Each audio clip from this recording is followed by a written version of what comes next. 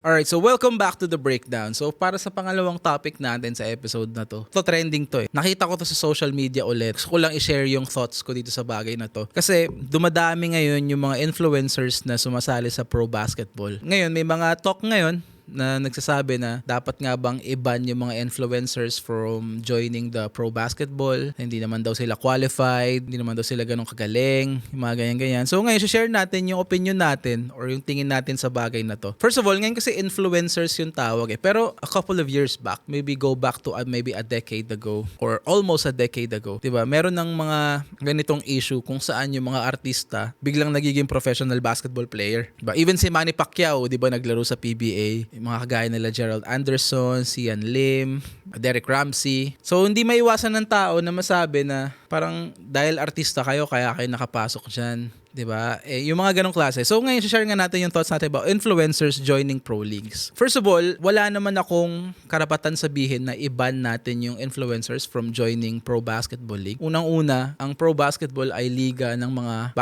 basketball player.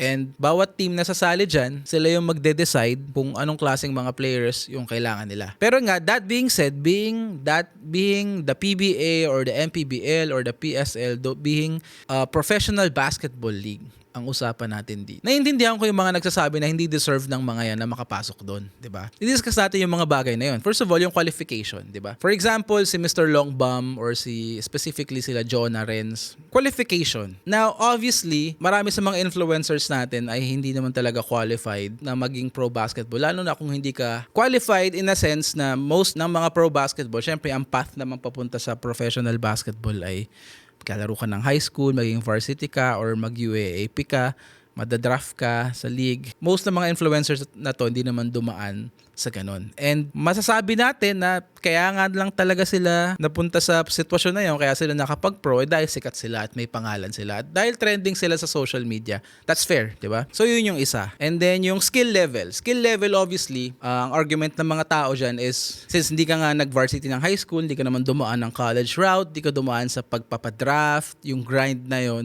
para maging pro, is, I guess, fair to say na hindi talaga fair na talagang nasa professional league ka. Ang isa pang bagay kung bakit nagiging hindi siya okay.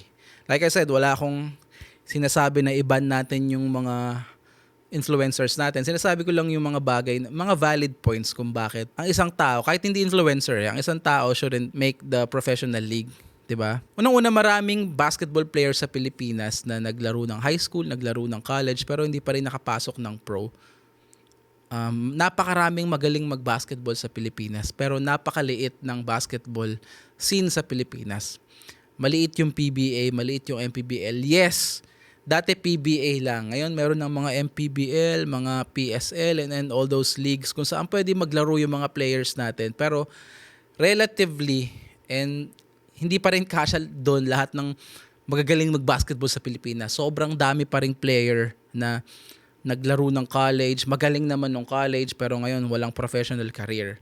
And maiintindihan mo talaga kung bakit nila nasasabi na, kung bakit sila nagagalit na itong mga influencers na to nakapasok, binigyan ng lisensya ng GAB para makapaglaro ng pro. And that's fair. And like I said, kulang ang liga, maraming qualified players, maraming magagaling, and I can only wish na mas maraming liga sa Pilipinas para mapunuan lahat ng to, yung mga players na to. Pero to be fair, just another thought, just another side dun sa buong usapin na yun is that kung mahilig ka mag-basketball at pangarap mo talaga mag-pro, I mean, why not? Naintindihan ko, malaki yung pro league para pangarapin, di ba? Pero wala naman nagsasabi dyan na hindi pwedeng pumasok ang hindi nakapag-UAAP. Wala namang rule na nagsasabi sa PBA na kung hindi ka naglaro ng college, hindi ka pwedeng pumasok dito.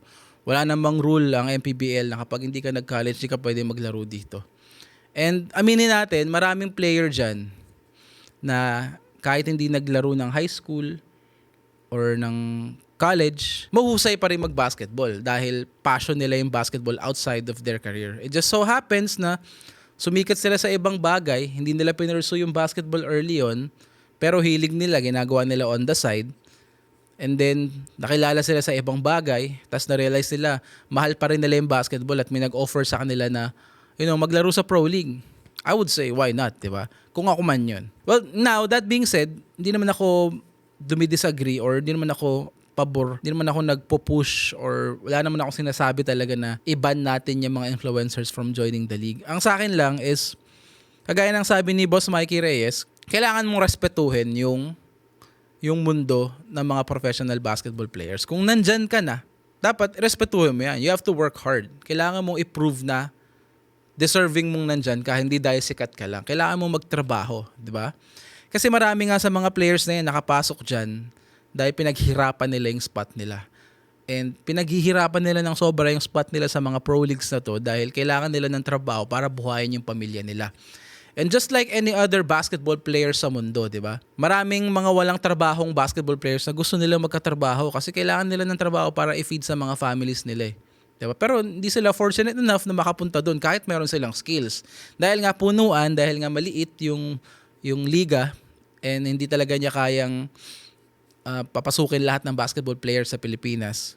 Kaya maintindihan mo rin kung saan ang gagaling yun. Pero yun nga, kung nandyan ka na, kailangan mo lang i-prove na worth it kay. Kailangan mo respetuhin. You have to work hard. Kung talagang passion mo ang basketball, gusto mo talagang mag-pro league, you have to put in the work, di ba? At the end of the day, ang pinapaboran ko dito is whoever puts in the most work, maglalabas ng result ng kanilang most work, sila yung deserve na makapasok sa mga pro leagues. Whether influencer ka man, kahit hindi ka nag-UAAP, whether nag-UAAP ka man or nag-college basketball or hindi, ang importante sa akin, ako bilang coach, ipakita mo sa akin na magaling ka maglaro. Na tinrabaho mo yan. Ipakita mo sa akin yung work mo, tinrabaho mo yan para maging mahusay. Kung ikaw hindi ka nakapasok ng college, as pangarap mong mag-pro, di ba? Pakita mo sa akin yung work na ginagawa mo. Pakita mo sa akin na deserve mo. Pakita mo sa akin na may laro ka. Pakita mo sa akin na mas magaling ka compared sa iba sa mga naglaro ng college. And I would gladly give you a spot sa team ko. Ako bilang coach, di ba? Whether influencer ka man or hindi. And my only thing is, parang galangin nyo yung sport, di ba? Honestly, kung magbibigay lang ako yung mga kagaya nila, Mr. Longbum and si Jonah Renz Jacob ng Brusco Brothers. Si Jonah nagtitrain siya, nakikita naman natin all over social media. Pero you can still argue na hindi pa rin niya deserve. Ayoko lang magbitaw ng mga salita that you shouldn't. Because hindi naman talaga natin alam yung full story. Malay mo magaling naman pala talaga to sa in person, di ba? May nakita naman talaga dito yung coach. Pero kay Mr. Longbum, hindi ko alam. Para sa akin, he looks out of shape and I don't think he's been playing that long enough base sa playstyle niya, the way he plays, the way he moves. So I don't know. I think yung pinaka-talk talaga kung bakit nagsimula yung ganitong usapan ay dahil kay Mr. Longbum. And sa akin, I hope that he puts in the work behind the scenes. I hope he does, na ginagalang niya at nirerespeto niya yung industry na to kasi marami talagang player na naghahangad na makapasok sa posisyon na meron siya na talagang that who actually put in the work, na nagga-grind lagi, nagpapakahirap para makapasok sa ganong spot pero hindi makapasok and then siya nandun siya. So I just hope na he's actually putting in the work behind the scenes, di ba? Wala tayong magagawa, nandiyan na siya, di ba? Pero yun lang yung thoughts ko. And I cannot blame the leagues for doing so kasi minsan kailangan talaga ng marketing ng liga eh. Maybe isa to sa mga marketing strategy ng liga para mas makilala sila.